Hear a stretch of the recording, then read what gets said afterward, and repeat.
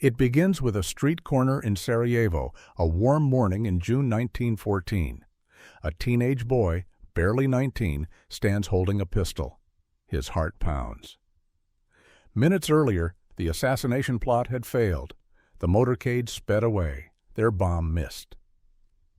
He wandered aimlessly, disappointed. And then, as if history had turned back for a moment, the Archduke's car took a wrong turn and stalled just feet away from him. He couldn't believe it. There was Franz Ferdinand, sitting in the open, entirely exposed. The boy hesitated. His name was Gavrilo Princip, and in those seconds of indecision, the entire course of the 20th century trembled on the edge of his finger.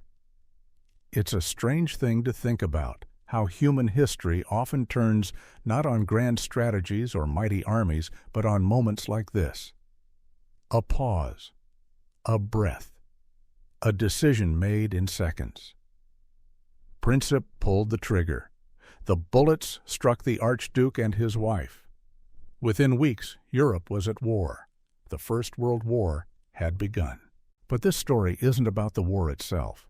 It's about the moments, small, fragile, almost invisible, that changed everything. What if Princip had walked away? What if the driver hadn't taken that wrong turn? What if hesitation had turned to restraint? The empires of Europe might have endured a little longer. The world wars, the Holocaust, the Cold War, maybe even the nuclear age, none of it might have happened the way it did. Throughout history, these pivot points appear again and again. A Soviet officer doubts his radar screen. An English doctor risks everything on an untested theory. A young man changes his vote after reading a letter from his mother. These aren't just historical events. They are the fragile, very human decisions that shape our world. They're not the outcomes of perfect planning or overwhelming power. They are the results of imperfect people, caught in impossible circumstances, making choices they didn't know would echo for centuries. This series isn't about glorifying heroes or condemning villains. It's about those quiet crossroads where history bends, moments that could have passed unnoticed if not for the consequences that followed. They're reminders that the path of history isn't a straight road.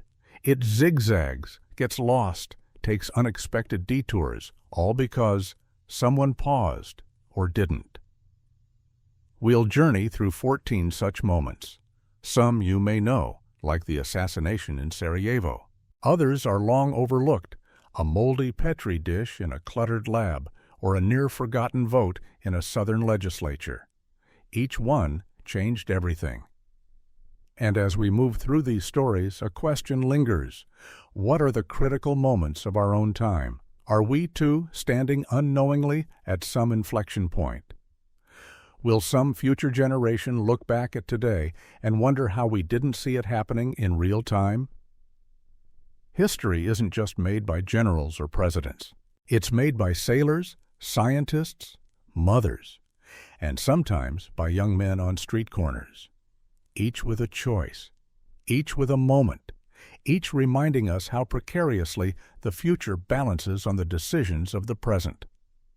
This is a story about time, chance, and the human heart.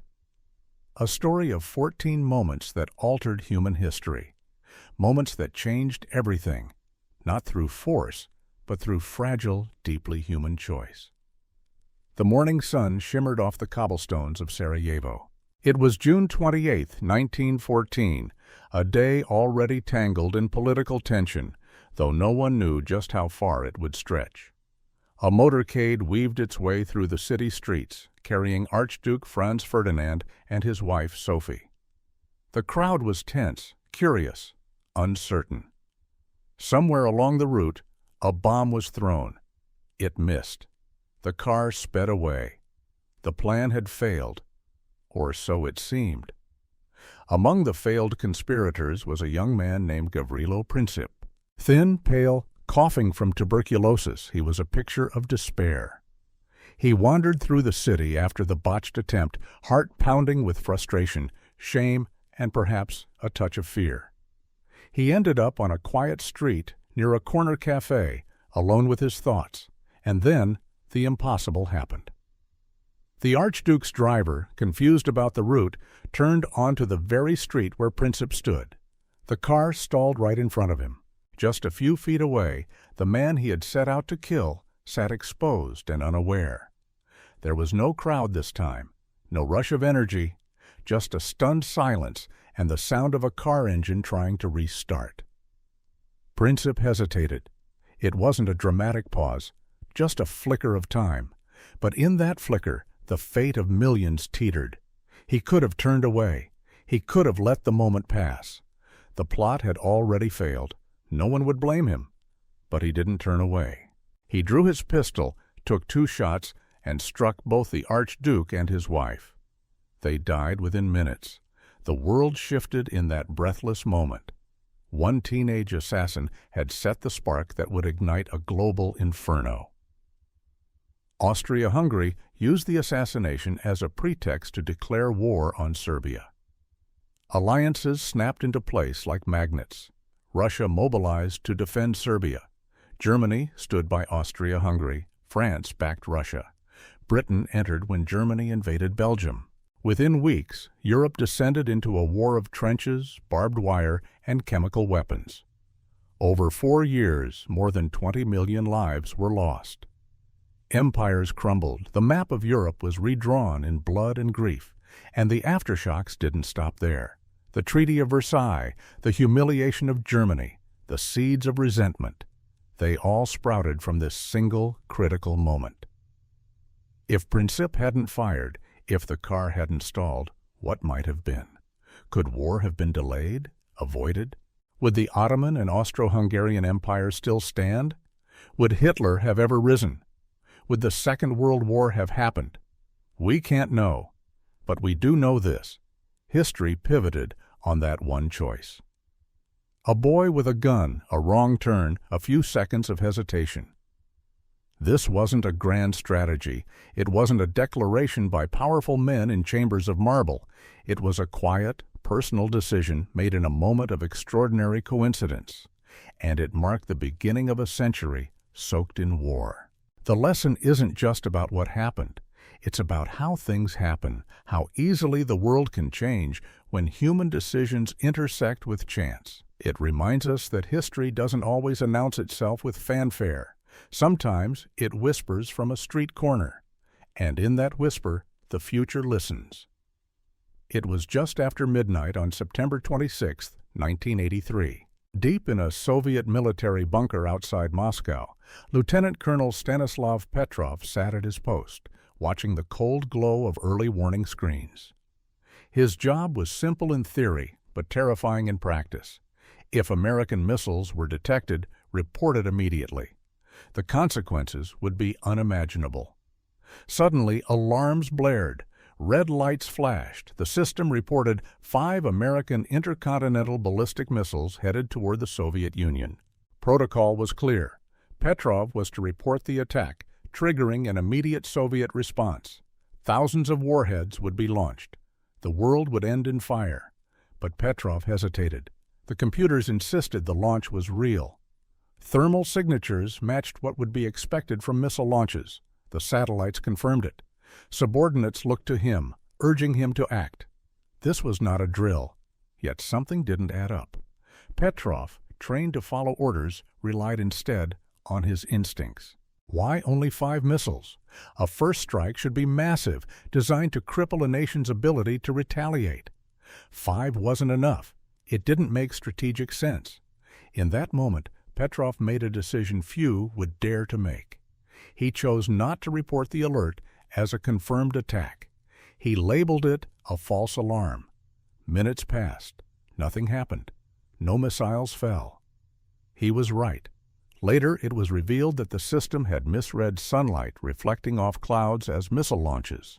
A technical error had almost ended the world, but thanks to one man's doubt, one refusal to act on flawed data, civilization was spared. The scale of what nearly occurred is difficult to grasp. If Petrov had followed protocol, Soviet leadership would have launched a full counterattack within minutes. American radars would detect incoming missiles and respond in kind. There would have been no time for diplomacy. nuclear winter would descend, cities gone, nations erased. And no one outside that bunker knew how close it came. Petrov wasn't celebrated. He was quietly reprimanded for failing to fill out paperwork properly. The incident was classified for years. When it finally became public, it painted a haunting picture of just how fragile peace can be. In that dark room, surrounded by blinking lights and frightened men, history balanced on a single man's ability to listen to his own skepticism. He wasn't a politician or a general. He didn't command armies. He was simply a man doing his job, except he did it differently. He thought. He questioned. The lesson is chilling in its clarity. The systems we build to ensure safety can also become instruments of destruction. One glitch, one wrong call, and everything ends. And yet it was a very human trait, intuition, that saved us.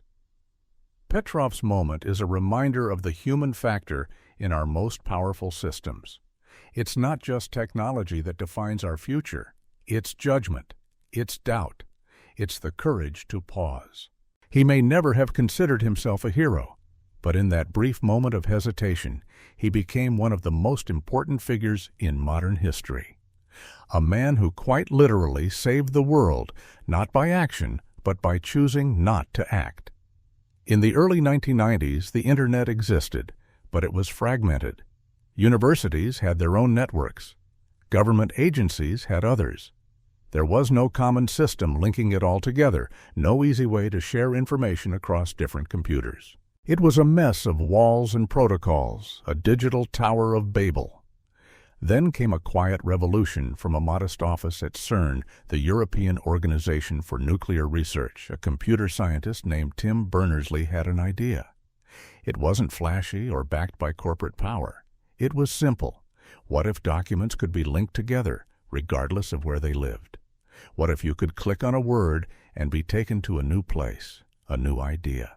In 1989, he submitted a proposal, a web of hyperlinked information. His supervisor scribbled the words, vague but exciting, on the cover. Berners-Lee began building it anyway. Within a couple of years, he had created the first browser, the first web page, and the first website address, the World Wide Web. But the most important moment wasn't the invention. It was the decision that came next. By 1993, the web was growing. The potential was enormous. Commercial interest was stirring. Berners-Lee stood at a crossroads. He could patent the system, claim ownership, and charge for every use. The financial reward would have been astronomical. Every website, every browser, every hyperlink would owe him. Instead, he chose something radical. He convinced CERN to release the web's code into the public domain. No patents, no royalties, no restrictions. Anyone could use it. Anyone could build on it. That decision changed the world. Because the web was free, it exploded. Universities, hobbyists, companies, even teenagers in their bedrooms began creating websites. The digital universe grew by the hour. The barrier to entry vanished. A child with a library computer had the same publishing power as a major corporation. Commerce transformed. Communication evolved. Culture went global. Within a decade, the web touched every part of human life: business, education, politics, art. It became the nervous system of modern civilization. But if Berners-Lee had chosen the other path, if he had patented the system, the web might have remained a slow-moving, elite tool for institutions. Paywalls, licenses, and proprietary platforms could have slowed innovation. The Internet might have been carved into walled gardens controlled by a few powerful gatekeepers. Instead, it became a commons, a place for creativity, collaboration, chaos, and conversation. Because one man chose generosity over greed. Berners-Lee never became one of the richest men alive, but he arguably became one of the most impactful. His invention didn't just change technology, it reshaped how humanity connects, and it did so because it was shared freely. There's a quiet heroism in that choice. In an age driven by ownership, profit, and control, Berners-Lee made something for everyone, and in doing so, he gave birth to a revolution. It's easy to overlook how extraordinary that moment was.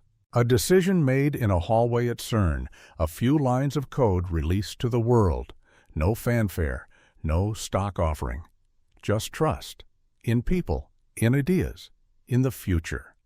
It was a moment of openness, and in that openness, the modern world began.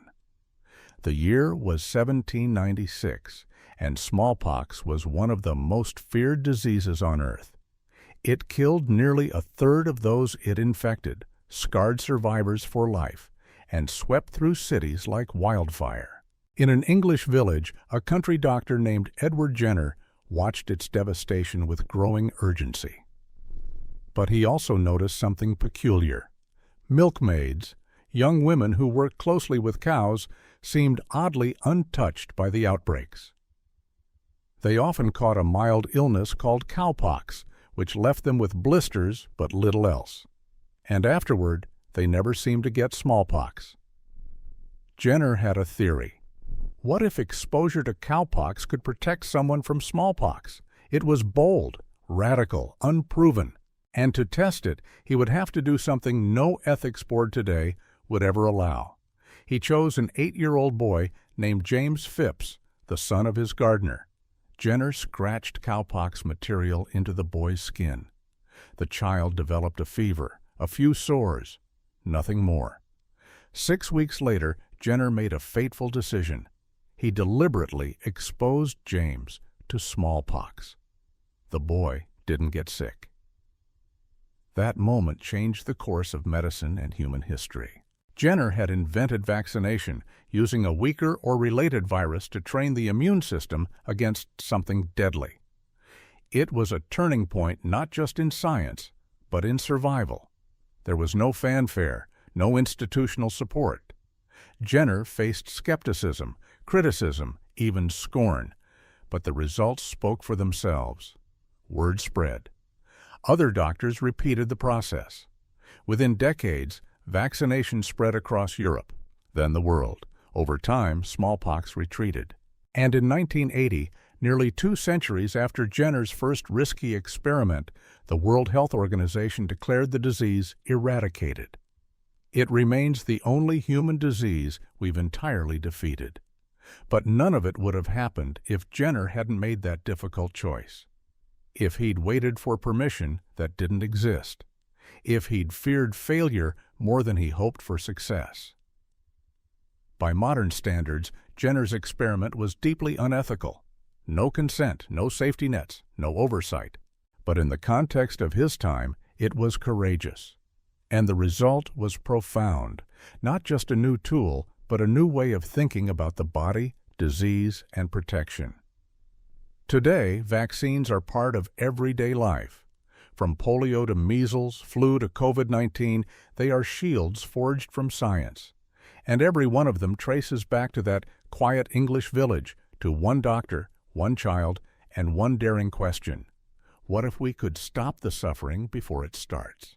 It's easy to forget that progress often begins in discomfort, that science isn't always tidy or safe. Sometimes it demands boldness, sometimes even recklessness. Jenner didn't know he was changing the world. He just couldn't watch it suffer anymore. This was a moment of risk, of hope, and of unimaginable consequence. From one boy's survival grew a legacy that would save billions. It reminds us that sometimes the right decision isn't the easy one, and sometimes saving the future requires stepping into the unknown. October 27, 1962. The world stood on the edge of destruction. For 13 tense days, the Cuban Missile Crisis had brought the United States and the Soviet Union closer to nuclear war than ever before. On that day, beneath the surface of the Caribbean Sea, a Soviet submarine named B-59 floated in silence, hidden from view, and dangerously close to becoming the epicenter of catastrophe. The submarine had been deployed near Cuba, armed with a single nuclear torpedo. Cut off from communication with Moscow for days, The crew didn't know if war had already started. The conditions on board were dire. Temperatures soared above 120 degrees Fahrenheit. Carbon dioxide levels were rising. Men were collapsing from heat exhaustion.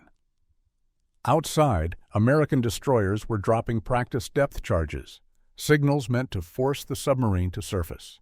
But the crew didn't know they were practice charges. To them, it sounded like real warfare. The captain, Valentin Savitsky, believed war had begun. He was ready to fire. Soviet protocol required 3 officers to agree before launching the nuclear torpedo. The captain and the political officer said yes. Only one man stood in the way, Vasily Arkhipov.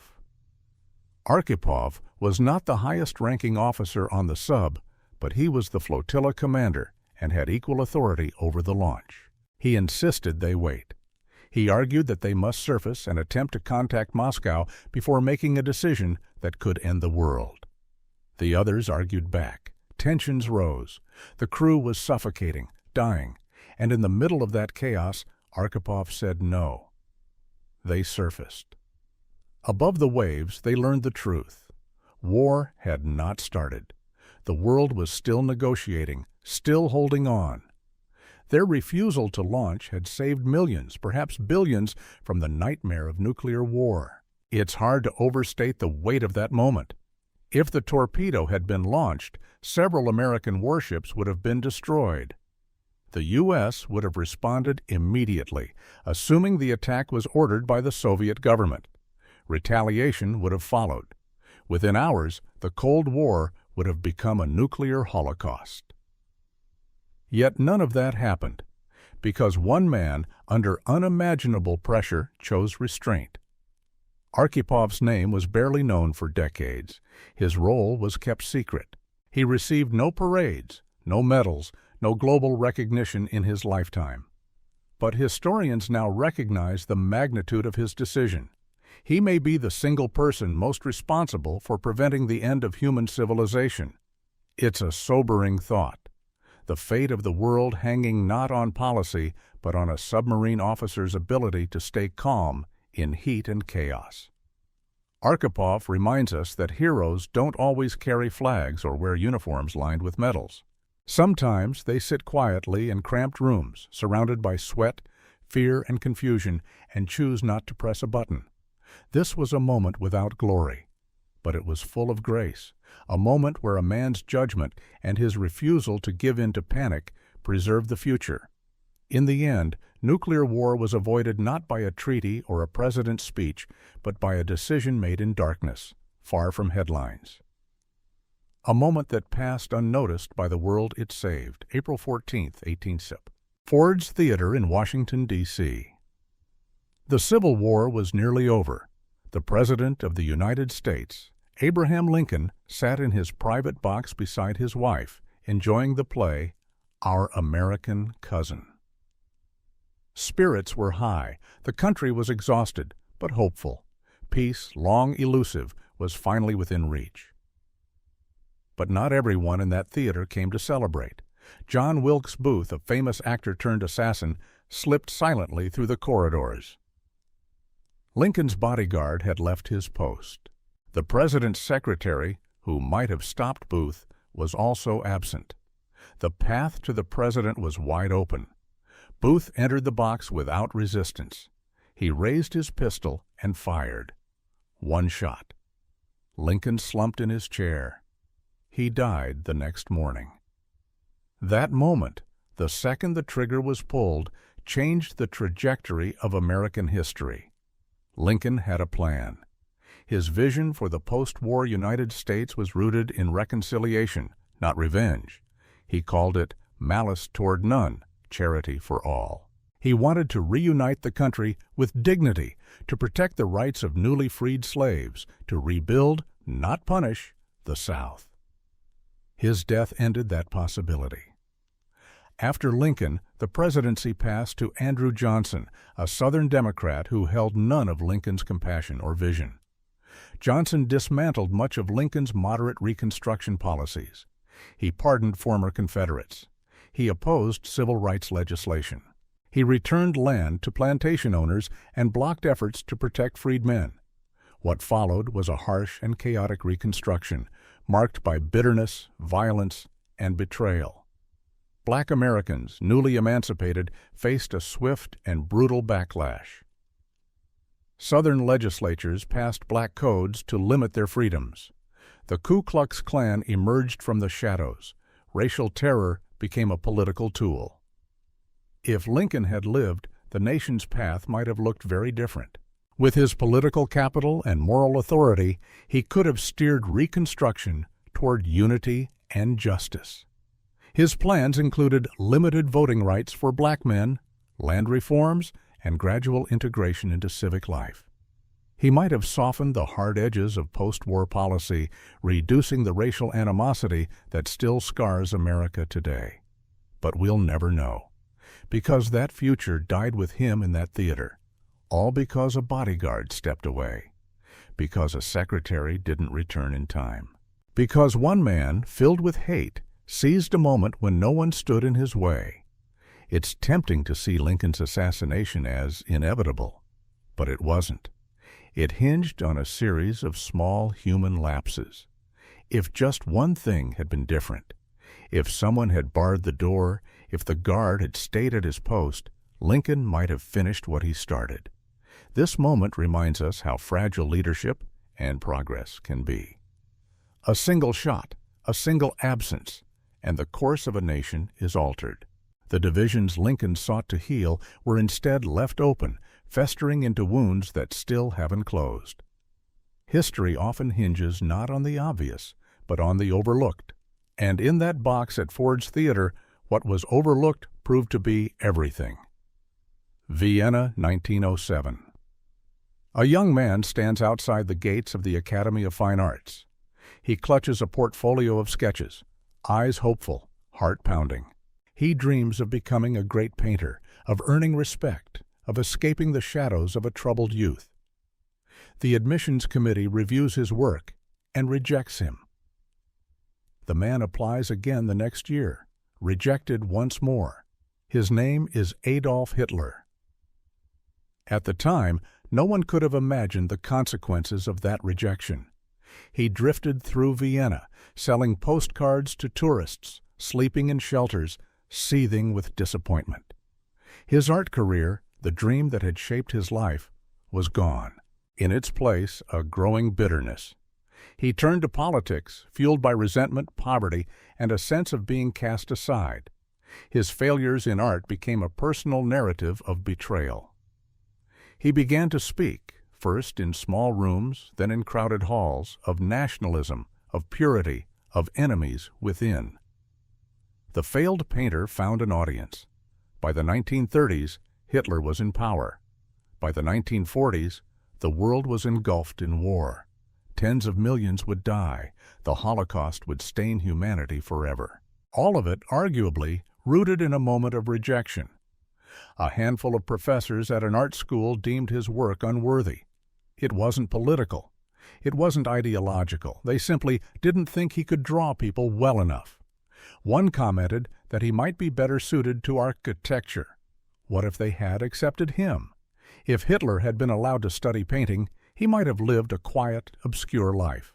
He might have become an eccentric artist, struggling for recognition but consumed by canvases, not conquests. The world he reshaped through hate might have remained untouched. This is not to suggest the professors were responsible for Hitler's rise. His decisions, his ideology, his crimes, they were his own. But the rejection was a fork in the road, and history took the darker path. This moment, quiet, administrative, unnoticed at the time, serves as a chilling example of how seemingly small events can echo through history. A portfolio returned, a door closed, a dream denied. It reminds us that history isn't always made in palaces or battlefields. Sometimes it begins in the waiting room of an art school, and sometimes the fate of nations hangs on who gets to follow their dreams and who doesn't. What makes this story especially haunting is its ordinariness. Every year, thousands are rejected from schools. Most go on to live full, unremarkable lives.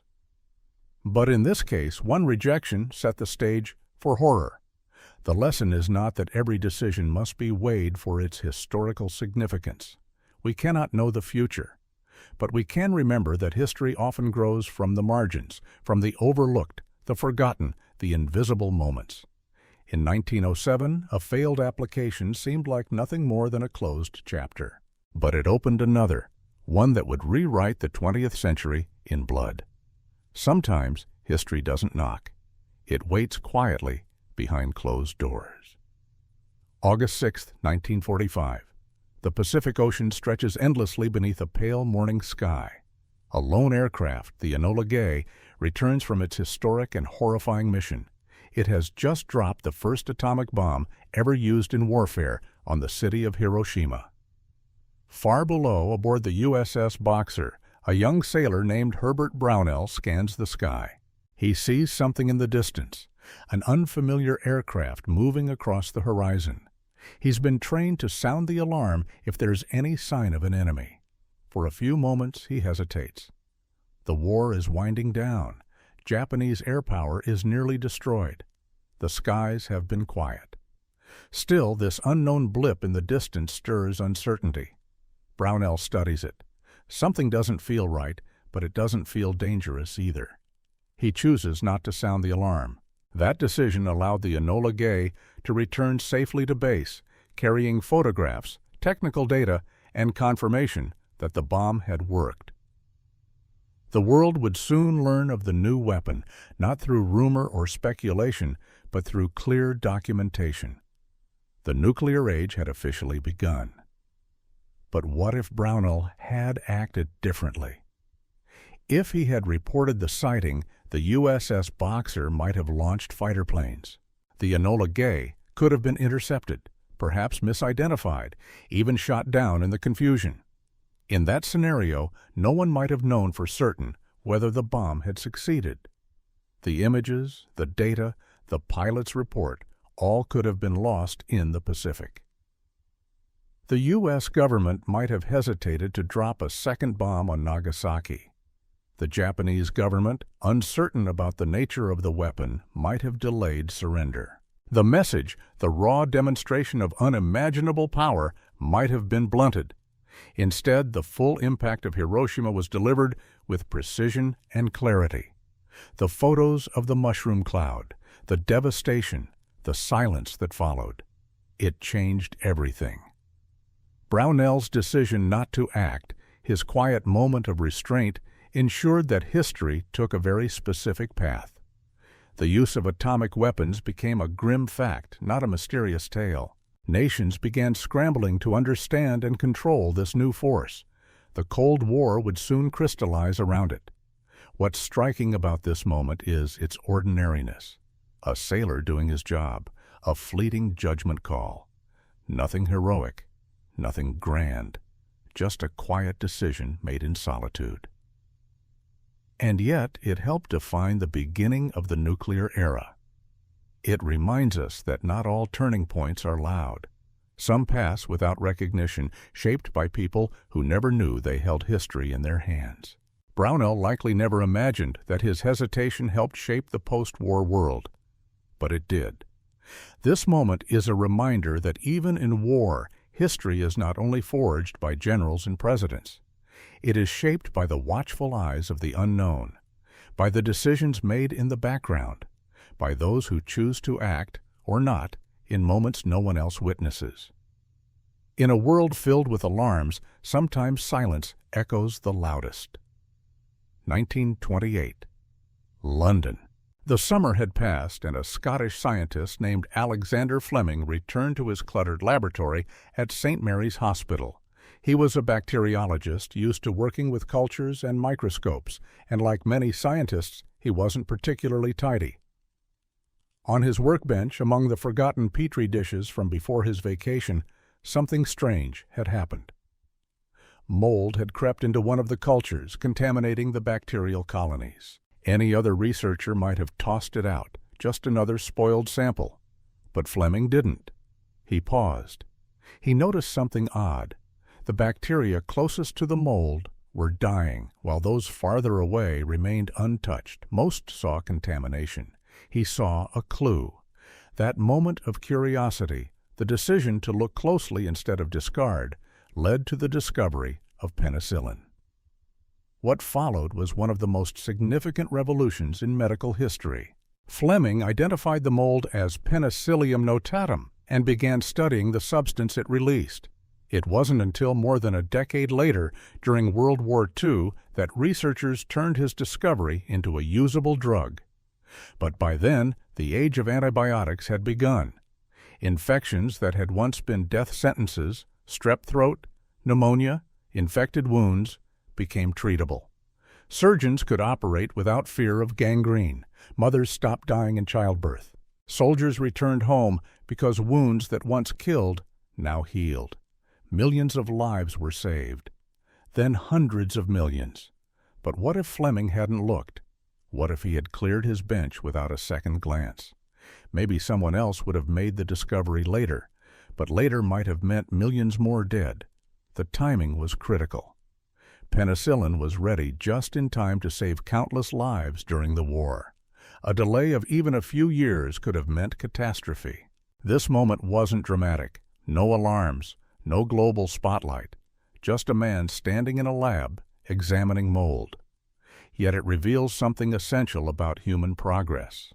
How often it hinges on noticing the unexpected, on looking twice, on asking why when others shrug and move on. Fleming wasn't hunting for a miracle. He wasn't chasing fame. He was simply curious. And that curiosity changed the world. In today's high-speed world of data and innovation, it's easy to overlook the small, strange, seemingly insignificant things. But often, it's in those quiet details that the next great leap waits to be found. Fleming's moment reminds us that breakthroughs don't always begin with ambition. Sometimes they begin with a mistake, a mess, a petri dish left out too long, and someone willing to pay attention. August 18, 1920, Nashville, Tennessee. The air is thick with heat and history. Inside the state capitol building, the Tennessee House of Representatives prepares for a vote that will echo far beyond its walls. On the floor, the question of whether to ratify the 19th Amendment to the U.S. Constitution, granting women the right to vote. It all comes down to this. 35 states have ratified it, just one short of the required 36. If Tennessee says yes, women win the vote nationwide. If it says no, the amendment could be stalled indefinitely. The vote is expected to fail. Opposition is fierce. Most of the chamber has aligned against it. Among them is Harry T. Byrne, a 24-year-old legislator from a conservative district. He had voted against suffrage in committee and planned to do the same on the floor. But that morning, something changes. Harry receives a letter from his mother, Feb Ensminger Byrne. In neat handwriting, she urges him to be a good boy and support the amendment. She reminds him of the cause's importance, of justice, of progress. Her words linger as the vote begins. One by one, the names are called. When they reach Harry Byrne, he pauses and then utters a single word that shifts the course of American history. Yes. The chamber erupts in chaos. Anti-suffragists scramble to reverse course, to delay, to contest. But it's too late. Byrne's vote has broken the tie. Tennessee ratifies the 19th Amendment. Women gain the right to vote. A centuries of activism, marches, speeches, and sacrifice reaches its goal in that moment. A young man changing his mind because of his mother's letter. The ripple effect is immediate and immense. Millions of women, long silenced, now hold the power to influence elections, policies, and the direction of the nation. Over time, that single vote reshapes America's political landscape, introducing new voices, perspectives, and priorities into the public square. But it could have gone another way. Had Byrne followed his party or bowed to pressure from constituents, the vote would have failed. Suffrage might have been delayed for years. Some historians believe it could have been lost altogether, derailed by opposition and fatigue. Instead, one letter, written in love and hope, changed everything. This wasn't a grand gesture. It wasn't a march on Washington or a dramatic courtroom battle. It was a quiet, personal moment, a son choosing to trust his mother's wisdom over political convenience. Byrne later explained his decision. He believed his mother's opinion mattered. He believed in fairness. And in that belief, he gave half the population a voice they had been denied for generations. It's a reminder that sometimes the most powerful decisions don't happen on the battlefield or behind podiums. Sometimes they happen in silence, between a mother and her son. History often turns on such private moments, moments that, when shared with courage, become public triumphs. One vote, one voice, and a future forever changed. April 26, 1986. In the Soviet Union, the Chernobyl nuclear power plant explodes during a late-night safety test gone catastrophically wrong. Radioactive material spews into the sky. The world watches in horror as news of the disaster slowly leaks out. But hidden beneath this well-known catastrophe is another moment, one less public but no less pivotal. In the control room during the early hours of the crisis was a young engineer named Alexander Akimov. The power levels in the reactor had dropped dangerously low. Following instructions from higher-ups, the team initiated a risky procedure to bring them back up. But the reactor became unstable. When it began to spiral out of control, Akimov made a critical choice. He pressed the emergency shutdown button, known as AZ-5. The button, meant to stop the reaction, did the opposite. Due to a design flaw in the reactor's control rods, pressing AZ-5 actually caused a massive power spike. Within seconds, the reactor exploded. Akimov and his team were engulfed in a nightmare. But this story isn't about blame. It's about what Akimov did next. Amid the confusion and radiation, Akimov stayed at his post. He and his team descended into the radioactive bowels of the power plant, trying to manually pump water into the reactor. They knew what it meant. They had already absorbed lethal doses of radiation. They continued anyway. Within days, Akimov would die in a Moscow hospital, his body devastated by radiation. But in those final hours at the plant, his actions, and those of his colleagues, prevented a second explosion that could have wiped out half of Europe. Chernobyl was a disaster. But it could have been worse. Much worse. The graphite fire in the exposed reactor core could have spread to the other reactors. A secondary explosion could have rendered large parts of the continent uninhabitable for centuries. Millions more could have died.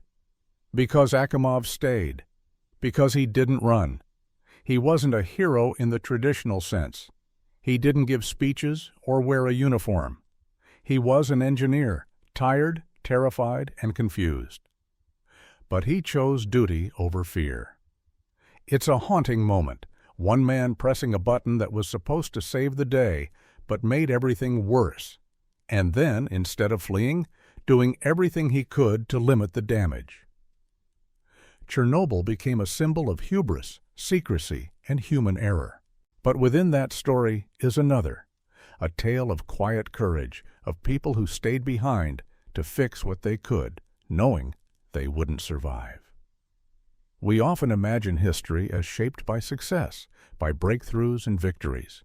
But sometimes it's shaped by those who hold the line when everything is falling apart. Akimov's moment was tragic, but it was also redemptive. Even in disaster, there are choices.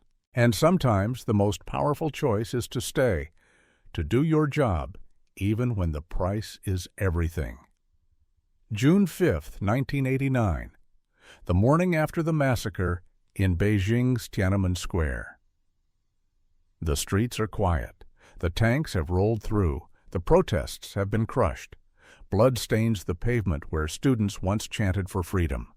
And then a moment of defiance. A lone man in a white shirt carrying shopping bags steps into the path of a column of tanks. He stands there, unarmed and unmoving. The lead tank stops, tries to go around him. The man steps sideways to block it again. This silent standoff continues for several minutes. No words, no weapons. Just one anonymous man facing down the machinery of state power. We don't know his name. We don't know what happened to him after. He is known only as Tankman.